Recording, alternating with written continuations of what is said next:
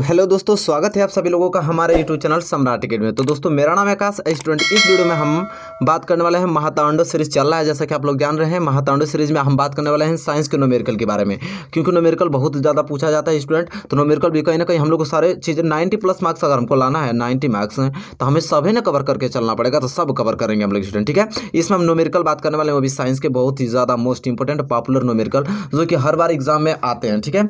Video को like नहीं किए, वीडियो को लाइक कर दीजिए। चैनल पर नए हैं तो प्लीज़ चैनल को सब्सक्राइब कर लीजिए, बेल आइकन को भी प्रेस कर लीजिए स्टूडेंट, ठीक है। चलिए हम आज की वीडियो स्टार्ट करते हैं क्वेश्चन नंबर पहले से, जो कि बहुत ही ज़्यादा लाजवाब क्वेश्चन है। और पहला क्वेश्चन जैसा कि आप देख पा रहे हैं, आपकी स्क्रीन पे शो हो रहा है, और इसे आराम से आप पढ़िए, आराम से इसे सॉल्व करने की कोशिश कीजिए। एक एक पॉइंट आपको समझना है। ये बहुत बार क्वेश्चन पूछा गया था, इसलिए मैं आप इसको उठा लिया हूँ। इसी कैटेगरी से क्वेश्चन आते रहते हैं, ठीक है स्टूडेंट। क्वेश्चन ये कह रहा है कि एक उत्तल लेंस, देखिए पहले लेंस किसके बात किया, उत्तल लेंस का। एक उत्तल लेंस की फोकस दूरी 20 सेंटीमीटर है। इस लेंस से कितनी दूरी पर कोई वस्तु रखी जाए जिससे कि उसका वस्तु से 2 गुना बड़ा प्रतिबिंब बने, जबकि प्रतिबिंब क्या हो, वास्तविक हो स्टूडेंट, ठीक है। देखिए बहुत ही ज़्यादा मोस्ट इंपोर्टेंट पॉपुलर प्रश्न है, ठीक है। अब दिया है उत्तल लेंस, ठीक है स्टूडेंट। यहाँ किस पर बात किया, उत्तल लेंस का बात किया है। चलिए इसे हम बताते हैं किस प्रकार इसे सोल्यूशन करेंगे। बहुत ही आसान तरीके से आप इसका सोल्यूशन कर सकते हैं, देखिए ध्यान से। अब देखिए पहले जो दिया रहता है पहले उसको लिखते हैं। कह रहा है कि एक उत्तल लेंस की फोकस दूरी 20 सेंटीमीटर दे रखा है, ठीक है। हम लोग लिखेंगे लेंस की फोकस दूरी, लेंस की फोकस दूरी दे रखा है, उसको हम लोग लिखेंगे लेंस की क्या, फोकस दूरी। अब लेंस की फोकस दूरी किससे डिनोट करते हैं, स्मॉल एफ से करते हैं। अब स्मॉल एफ बराबर कितना दे रखा है, 20 सेंटीमीटर दे रखा है। कितना दे रखा है, 20 सेंटीमीटर। अब देखिए लेंस की फोकस दूरी हमको 20 सेंटीमीटर दे रखा है, मैंने लिख दिया। अब देखिए अब यहाँ पे लिखा है इस लेंस से कितनी दूरी पर कोई वस्तु रखी जाए जिससे कि उसका वस्तु से 2 गुना बड़ा प्रतिबिंब बने, ठीक है। तो यहाँ पे क्षमता की बात किया है कि 2 गुना, उस वस्तु से 2 गुना बड़ा प्रतिबिंब बने। तो यहाँ पे कैपेसिटी की बात किया है, तो यहाँ पे हम आवर्धन क्षमता निकाल देंगे। तो आवर्धन का फार्मूला क्या होता है, जैसा सभी लोग जानते हैं। आवर्धन किससे डिनोट करते हैं, एम से। तो आवर्धन एम बराबर क्या होता है, V अपान यू होता है, ठीक है। तो V अपान यू हो गया। अब देखिए यहाँ पे किसका बात, उत्तल लेंस का है। आवर्धन क्षमता दिया, तो उत्तल लेंस में आवर्धन क्षमता माइनस में होता है, तो कितना हो जाएगा यार, -2, क्योंकि 2 गुना कर रहा था, इसका हो जाएगा -2 हो जाएगा। यहाँ से V का वैल्यू निकाल सकते हैं, आराम से निकल सकते हैं। देखिए V का वैल्यू निकालेंगे तो क्या हो जाएगा, ये U गुणा भाग में उधर जाएगा तो गुणा में हो जाएगा, तो ये क्या हो जाएगा, -2U हो जाएगा। तो V बराबर क्या निकल जाएगा यहाँ से, -2U। अब स्टूडेंट आपको सिंपल कुछ नहीं करना है, अब आपको सिर्फ लेंस के सूत्र का प्रयोग कर देना है। तो लेंस के सूत्र क्या होता है बताइए आप लोग। लेंस का सूत्र का फार्मूला होता है कि 1/f बराबर 1/v माइनस 1/u होता है स्टूडेंट, यह होता है, ठीक है। अब सिंपल, तब लेंस के सूत्र हमको मालूम चल गया कि 1/f बराबर 1/v माइनस 1/u होता है। सिंपल आप रख दीजिए, तो हो जाएगा 1/f, कितना दिया था 20, हम 20 रख देंगे, बराबर 1/v, v का वैल्यू कितना दिया, -2u, तो -2u लिख देंगे। अब -1/u दिया था, यू लिख देंगे। अब सिंपल आपको करना है क्या, इसे हल कर लेते हैं। तो यहाँ पे ये आपका 1/20 तो ऐसे ही रहेगा। इसे यहाँ पे एलसीएम ले लीजिए, एलसीएम लेंगे -2 और 2u का और u का एलसीएम लेंगे तो कितना आ जाएगा, यहाँ पे आपका 2u आ जाएगा, ठीक है। अब 2u एलसीएम आ गया, तब देखिए 2u से 2u कैंसिल हो गया, ठीक है। तो 2u से 2 कैंसिल हो गया, तो एक बार गया भाग, 1 का गुणा 1 में करेंगे तो 1 आ जाएगा, लेकिन ये जो -6 के साथ उस -6 के साथ लग जाएगा स्टूडेंट, ठीक है।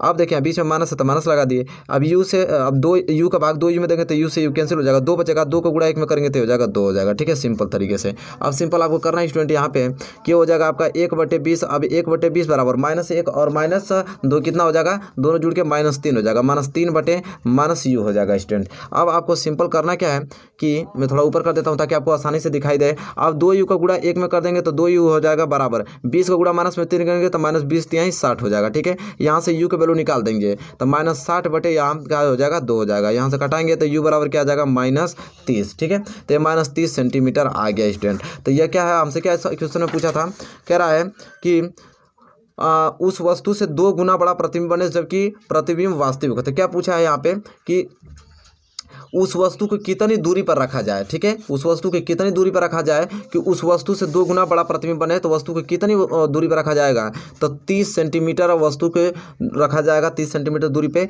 तो उससे एक 2 गुना बड़ा प्रतिबिंब बन के आएगा सामने स्टूडेंट, ठीक है। तो ये इसका क्या हो जाएगा, आंसर हो जाएगा। तो देखिए यहाँ पे क्वेश्चन नंबर पहला आपको बहुत ही आसान तरीके से डिस्कस हो गया है, और क्वेश्चन नंबर पहला आपको समझ भी आ गया होगा स्टूडेंट, ठीक है। उम्मीद करता हूँ आप इसे नोट कर लेंगे और अच्छे से तैयार करके जाएंगे। चलिए क्वेश्चन नंबर पहला क्लियर हो गया, तो हम बढ़ेंगे अगले प्रश्न की ओर, प्रश्न नंबर दूसरे की ओर। चलिए स्टूडेंट देखिए क्वेश्चन नंबर दूसरा आपकी स्क्रीन पे आएगा, जो कि बहुत ही ज़्यादा महत्वपूर्ण प्रश्न है। और क्वेश्चन नंबर दूसरा ये कह रहा है कि संलग्न चित्र के अनुसार, यहाँ पे जो आप चित्र देख रहे हैं, कह रहा है कि संलग्न चित्र के अनुसार प्रकाश की किरण वायु से किसी माध्यम में प्रवेश करती है।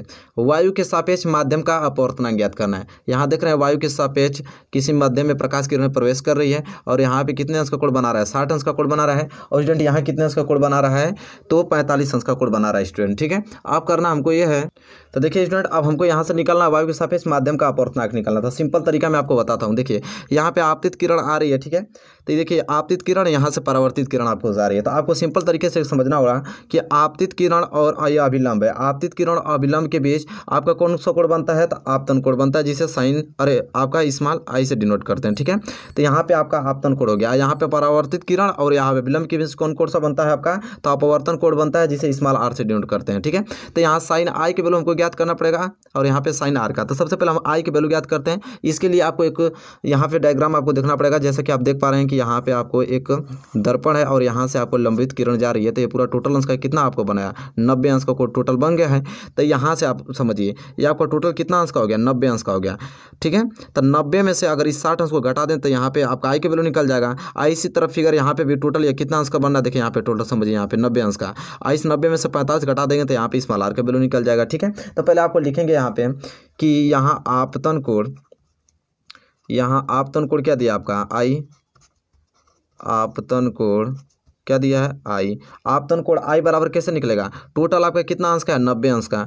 90 में से अगर इस 60 अंश को घटा दिया जाए, ठीक है, पूरा आपका इतना कितना 90 अंश का दिया है। इस 90 में से इस 60 को घटा दें तो आपका सिर्फ यही वाला भाग तो बचेगा, आई वाला। तो 90 में से यहाँ से 60 माइनस कर देते हैं, तो 90 में से 60 गया तो बच गया 30 आपका। ये आपका आई का वैल्यू आ गया 30 अंश। ठीक है, ये आपतन कोण का वैल्यू आ गया। इसी तरह यहाँ से हम निकाल सकते हैं अपवर्तन कोण। तो यहाँ पर लिखेंगे हम लोग अपवर्तन कोण। ठीक है, अपवर्तन कोण स्मॉल आर बराबर क्या होगा, यहाँ से पूरा टोटल आपका 90 अंश है। इस 90 में से इस 45 वाले भाग को मैं घटा दूंगा तो सिर्फ आर वाला ही तो बचेगा आपका अपवर्तन कोण। तो 90 में से अगर यहाँ में 45 अंश घटा देता हूँ तो 90 में से 45 गया तो बचेगा आपका 45 अंश। मतलब आर बराबर मतलब अपवर्तन कोण भी 45 अंश आ गया। आपतन कोण 30 अंश आ गया, अपवर्तन कोण 45 अंश आ गया। ठीक है, तो इसलिए हमसे पूछा क्या है कि वायु के सापेक्ष माध्यम का अपवर्तनांक। तो हम लोग लिखेंगे इसलिए वायु के सापेक्ष माध्यम का अपवर्तनांक, वायु के सापेक्ष माध्यम का अपवर्तनांक। ठीक है, तो वायु के सापेक्ष माध्यम का अपवर्तनांक क्या होता है, एन बराबर फार्मूला आप लोग जानते हैं, साइन आई अपान जब आपका अपवर्तन कोण और आपतन कोण दिया होता है तो कौन वायु के सापेक्ष अपवर्तनांक निकालने का फार्मूला क्या होता है कि एन बराबर sine I upon sine R. जब भी आपको आपतन कोण दे ही रखा है और अपवर्तन कोण दे ही रखा है तो सिंपल आप अपवर्तनांक निकालने का फार्मूला लगा देंगे।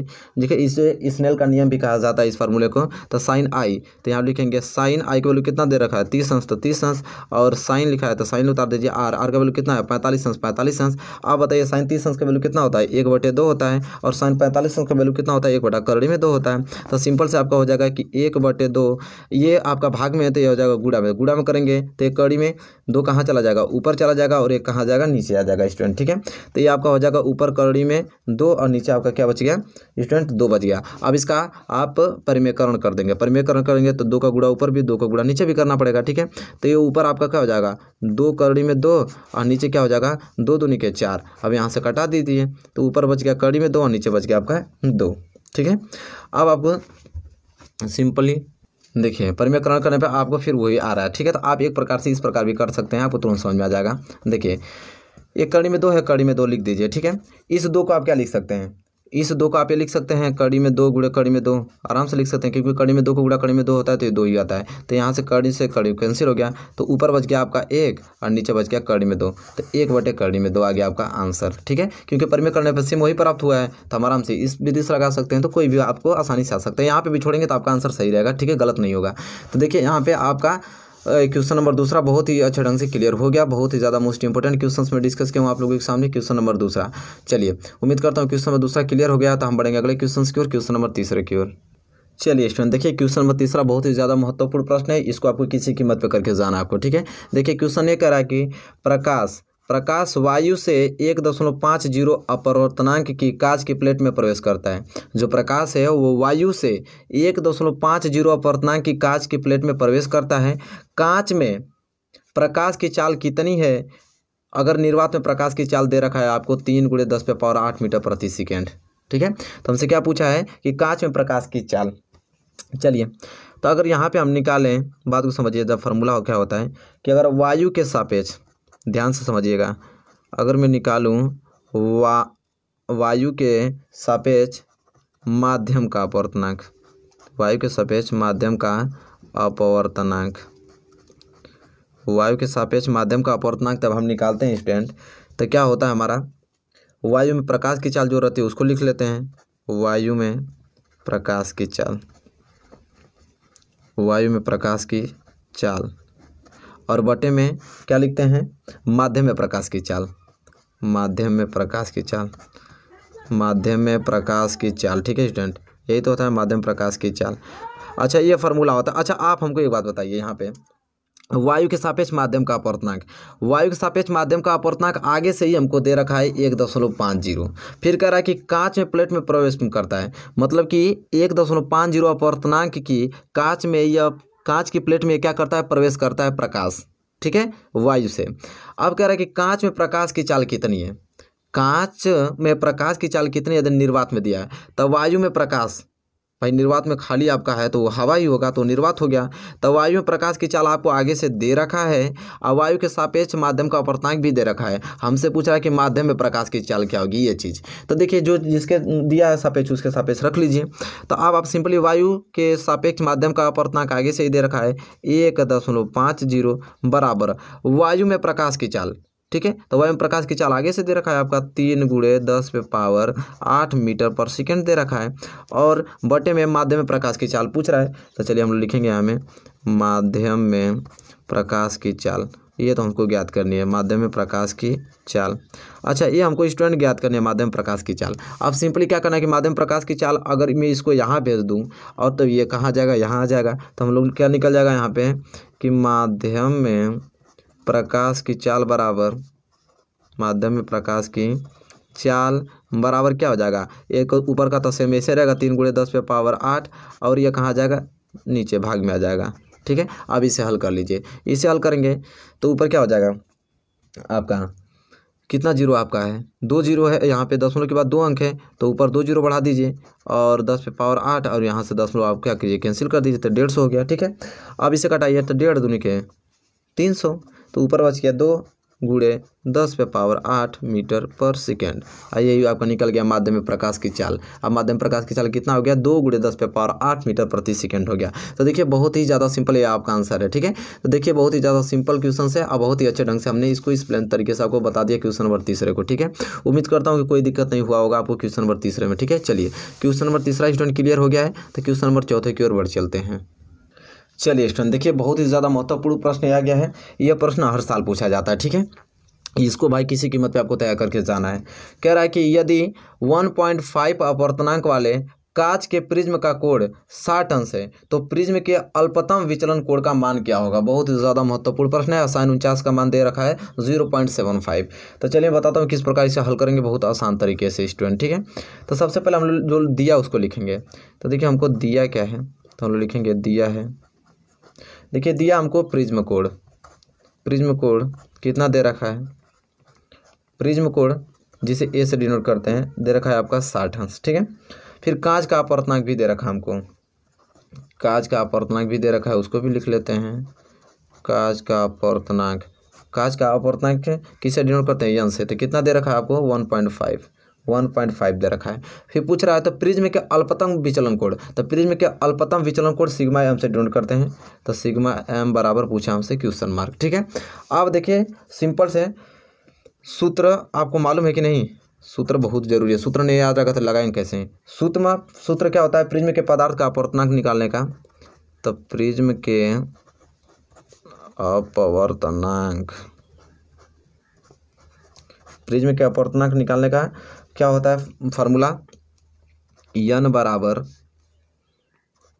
sin a plus sigma m बटे 2, फिर पूरा टोटल बटे में क्या होता है साइन a/2। यह होता है फार्मूला, ठीक है। इस फार्मूला से हम निकालेंगे। तो जैसा कि देख पा रहे हैं यन बराबर हमको आगे से दे रखा है 1.5, तो हम लिखेंगे 1.5 बराबर। अब साइन दे रखा है तो हम साइन को साइन उतार देते हैं, सिंपल। ए का वैल्यू कितना है कोड, प्रिज्म कोड कितना दिया 60 अंश, और प्लस सिग्मा एम रहेगा बटे में 2 है, 2 रख दीजिए। फिर बटे में आइए, यहाँ पे साइन ए कितना दे रखा है 60 अंश बटे में 2, इसे कटा देंगे तो 30 अंश आ जाएगा, ठीक है। तो चलिए एक लाइन नीचे लिख लेता हूँ ताकि अच्छा लगेगा। तो हम लिखेंगे 1.5 बराबर साइन 60 अंश प्लस सिग्मा एम बटे में क्या हो जाएगा साइन 30 अंश हो जाएगा, ठीक है स्टूडेंट। साइन 30 अंश हो गया। अब सिंपल आपको करना क्या है स्टूडेंट, यहाँ से समझिए। साइन 30 अंश का गुणा इसमें कर देंगे तो हो जाएगा 1.5 इंटू साइन 30 अंश हो जाएगा, ठीक है। और बराबर यहाँ क्या हो जाएगा आपका कि साइन 60 अंश और प्लस सिग्मा एम आ जाएगा, ठीक है। और बटे में क्या आ जाएगा 2 आ जाएगा स्टूडेंट, ठीक है। अब सिंपल तरीके से बता रहा हूँ किस प्रकार हल करेंगे इसे। यहाँ पे देखिए 1.5 है, 1.5 साइन 30 अंश का वैल्यू कितना होता है 1/2 होता है, 1/2 लिख लीजिए, ठीक है।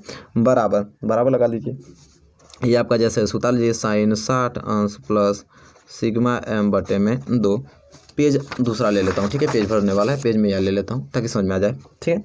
अब देखिए यहाँ से भाग दे देंगे तो क्या हो जाएगा 0 पॉइंट कितना हो जाएगा आपका 15, तो 2 7 14, फिर 1 0 बढ़ेगा तो 10 हो जाएगा, तो 2 5 10, 0.75 आ जाएगा बराबर। यहाँ पे क्या हो जाएगा आपका साइन 60 अंश प्लस सिग्मा एम बटे में 2, ठीक है। अब सिंपल तरीके से बताता हूँ आपको करना क्या है, ठीक है, समझिए। अच्छा 0.75 आगे दे रखा है, देखिए 0.75 रहेगा तो उसे साइन 49 अंश लिख सकते हैं, सिंपल। तो 0.75 को हम क्या लिखेंगे साइन 49 अंश लिख देंगे, कोई दिक्कत नहीं, बराबर। ये आपका क्या हो जाएगा साइन 60 अंश और प्लस सिग्मा एम बटे में क्या हो जाएगा 2 हो जाएगा स्टूडेंट, ठीक है। अब सिंपल तरीके से बताता हूँ किस प्रकार इसे हल करना है। अच्छा एक चीज़ कर सकते हैं हम, साइन से साइन उड़ा दीजिए, साइन से साइन कैंसिल हो गया, इधर बच गया आपका 49, ठीक है, 49 बच गया। अब बराबर इधर कितना बच गया 60 अंश और प्लस सिग्मा एम बटे में 2 बच गया। अब सिंपल आपको करना है 2 का गुणा इसमें कर दीजिए तो हो जाएगा 49 × 2 बराबर 60 और प्लस हो जाएगा सिग्मा एम। अब यहाँ से करेंगे तो 9 दूनी के 18 और 4 दूनी के 8 1 9 98 हो जाएगा, 98 बराबर 60 और प्लस क्या हो जाएगा सिग्मा एम हो जाएगा। अब देखिए यहाँ पे ये हो जाएगा 98 और प्लस 60 इधर जाएगा तो -60 बराबर क्या हो जाएगा सिग्मा एम, ठीक है। अब यहाँ से घटाएंगे 98 में से 60 तो 8 हो जाएगा 36, यहाँ पे 9 में से 6 जाएगा तो 3 हो जाएगा 38 हो जाएगा, 38 बराबर सिग्मा एम। यहाँ पे हमको मालूम चल गया कि सिग्मा एम का बराबर कितना आ गया 38 अंश आ गया, ठीक है, ठीक है। तो यहाँ पे यही पूछा था कि प्रिज्म के अल्पतम विचलन कोण सिग्मा एम उसी को तो कहते हैं। तो प्रिज्म के अल्पतम विचलन कोण का मान कितना क्या यहाँ पे लिखेंगे ताकि एग्जाम्पल समझ में आ जाए। अतः प्रिज्म का अल्पतम विचलन कोण, अतः प्रिज्म का अल्पतम विचलन कोण सिग्मा एम बराबर कितना आ गया 38 अंश आ गया। ये हो गया आपका आंसर। तो इसी प्रकार आपको करना है, फार्मूला याद रहेगा तो आप आसानी से इस क्वेश्चन को अचीव कर पाएंगे स्टूडेंट, ठीक है। तो बताइए स्टूडेंट ये बहुत ही सारा मोस्ट इंपॉर्टेंट क्वेश्चन था। तो वीडियो आपको कैसी लगी, वीडियो आपको अच्छी लगी है ना, क्योंकि बहुत ही ज़्यादा मोस्ट इंपॉर्टेंट सारे क्वेश्चन को आपको प्रैक्टिस करके जाना है स्टूडेंट, क्योंकि यही प्रश्न आपके आने वाले हैं 2021 बोर्ड एग्जाम में। तो वीडियो आपको अच्छी लगी स्टूडेंट प्लीज़ लाइक कीजिए और चैनल पर नहीं प्लीज़ चैनल को भी सब्सक्राइब कर लीजिए स्टूडेंट और बेल आइकन को भी प्रेस कर लीजिए। तब तक के लिए दोस्तों धन्यवाद, मिलेंगे आपसे नेक्स्ट वीडियो में।